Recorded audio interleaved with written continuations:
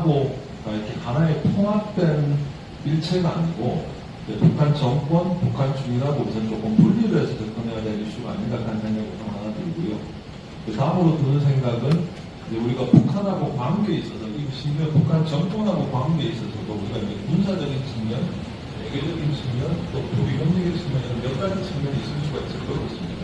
근데 우리가 이제 북한을 주적이 맞고요. 주적이 맞는데 주적이라고 했을 때는 우리가 북한 주민은 주적이다 이렇게 이야기하는 게 아니고 우리한테 이렇게 도발을 하겠다, 우리한테 또 적과 통일을 하겠다는 생각을 가진 북한의 기병을 포함한 집권층을 군대, 또 소수의 권력층을 저희가 이제 주적으로 이렇게 보는 거고요.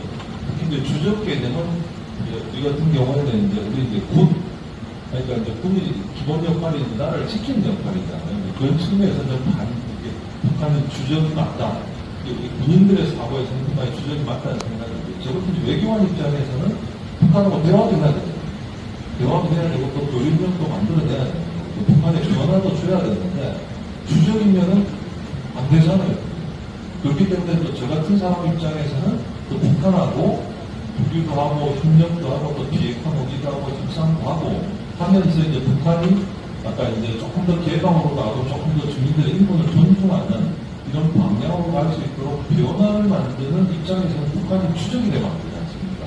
그렇기 때문에 우리가 북한을 볼 때 그냥 통으로 북한 이렇게 볼 게 아니고 북한 정권하고 주민하고 항상 조금 분리해서 생각할 필요가 있고 분야에 따라서 우리가 이제 도발이냐 안보냐 이런 측면에서 주적 맞고요. 주적 이어야 되고요. 주적하는 게 뭡니까? 우리한테 가장 위해를 가하는 이제 상대가 이제 주적인 거잖아요. 하지만은 북한이 가지고 있는 또 다른 측면들, 예를 들어서 우리 이제 북한의 인터뷰 주민들이 있는데 이 사람들이 우리 주적은 아니죠. 우리 정우찬 교수가 저희 주적은 아니라는 건데 이런 것을 조금 더 분리해서 조금 생각을 하시면은 어떨까 하는 생각이 듭니다. 네, 그러면 첫 번째 질문을 제가 답해드릴까요? 네. 우선 미국의 경제학자 중에 오든 클럽이라는 학자가 있습니다. 그분이 이제 17세기가 된 이야기를 하고 있는데 그러면서 세대 전환이 일어날 수 있는 세 가지 요인을 설명해 있습니다. 그리고 첫 번째는 외국의 일부라는 체제 이후에 두 번째는 그 체제 내에서 주변 내지는 했다가 위로 이동했을 경우 세 번째는 아래로부터는 민주공부가 성공했을 때이라고요. 그러면 이걸 북한의 대우에 봤을 때, 근데 이분이 이 이야기를 하면서 이 세 가지가 다 성공하기가 굉장히 어렵다고 그러거든요. 근데 북한의 이걸 대우에 봤을 때, 그러면 외부에 의한 북한 체제들에는 미국에 의한 북한을 때려야 되잖아요. 어떻게 생각하세요? 때려주는 얘기했으면 지금 지소각도로 우리 처음에 말씀하신 것처럼 중국이나 러시아나 보이잖아요. 그러면 미로부터 침수면 미로부터 어떤 정권의 정치에 관련된 사례가 있느냐 한 것 같아요. 56년 8월에 중화 수청 사건을 했고 다 수청됐고 수청 사건이라고 다 수청됐다는 거예요. 어느 정도로 90년대 초반에 프로제 군사 아카데미라고 소련에 유학갔던 유학 군사 아카데미과가 시도했던 쿠데타가 있어요. 그런데 실패했습니다. 그래서 5년 동안 수청 작업이 되었고요. 90년대 중반에 한국도 북한단위가 외화머리 사건이라고 하지만 북한 내부에서는 쿠데타 사건으로 군단 자체를 완전히 다 해산했던 사건이 있습니다. 시도 과정에는 자체로 되어 있습니다. 요약하면 성공 경험이 어려운데 어디에 핵심이 있냐, 왜 선대 세습을 주장하고 갔을 때 다른 사회주의 체제는 당 국가 지도 체제라는 정치적인 구조적 특징을 가지고 있습니다. 그런데 북한은 이 위에 수령이 있습니다. 그래서 수령, 그 다음 당, 그 다음에 국가 지도 체제예요. 그러니까 당 국가 지도 체제가 수령 체제를 뒷받침하고 있는 구조입니다. 이게 다른 사회주의하고 다른 측면이에요. 그러면 국가 체제가 분별이라면 수령 체제가 분별해야 되겠죠. 근데 계속 신격화하고 실수하고 국상화하면서 교육을 시키잖아요. 그래서 이 사상 교육이, 세대 교육이 주민들의 자아가 개발될 수 있는 환경을 기업 관계에서부터 차단합니다. 그러니까 결국 아래로부터 주민들이 일어나고 집단에 일어나는데 성숙된 인식하는 거리게 만들어요. 그 다음에 리더가 출연해서 결집시켜야 되는데 3대까지 멸족시키는 종족적인 시스템이 구성되어서 8초까지 준비하거든요.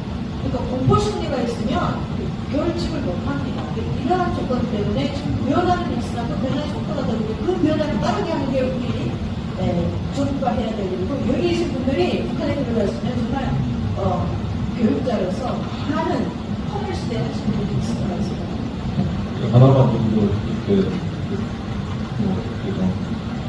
첨언을 하자면요.